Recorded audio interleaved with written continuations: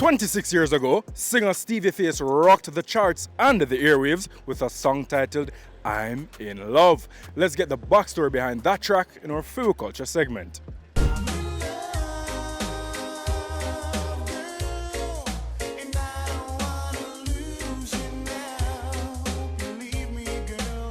What was it that inspired the song I'm in Love?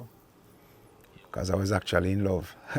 So I wrote that song for my girlfriend at the time, who became my wife and became the mother of my children, of course. I think music is life, and personally for me, I sing what I believe and I sing what I feel.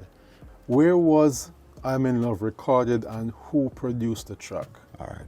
It was recorded at Arrow's Recording, that's downtown, Winward Road, and Mr. Linton, at the time, late great, was the producer for that song.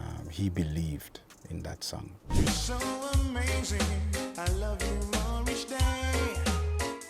You're so enticing in your own sweet way.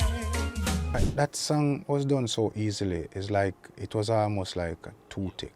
Sang it down the first time, and then they said sing it again, and I sang it down again, and that was it. So, I mean, it was like perfect, you know, it's like a download, you know.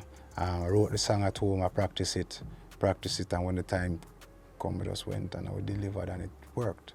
When you heard the song on the radio for the first time, describe that experience, that feeling. Words can't express it, especially when you hear a reggae song like on IRA FM, or then you hear it on Fame FM, and for one day you hear it 4 or 5 times. You realize that your life is changing. I mean, every young artist, I mean, that's the way I aspire for getting, you know, you sing a song, you want to hear it, you want the people to hear it, you want the world to hear it. I'm in love,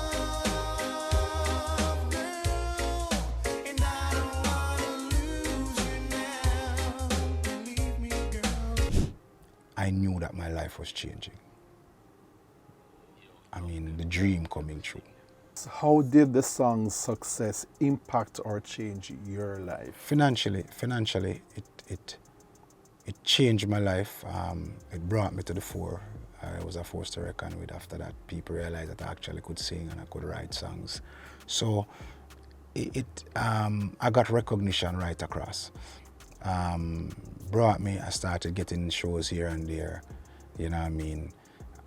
It was a life changer. I mean, nothing that you have. I'm a little country boy, I come from St. Thomas, Yallas Bush.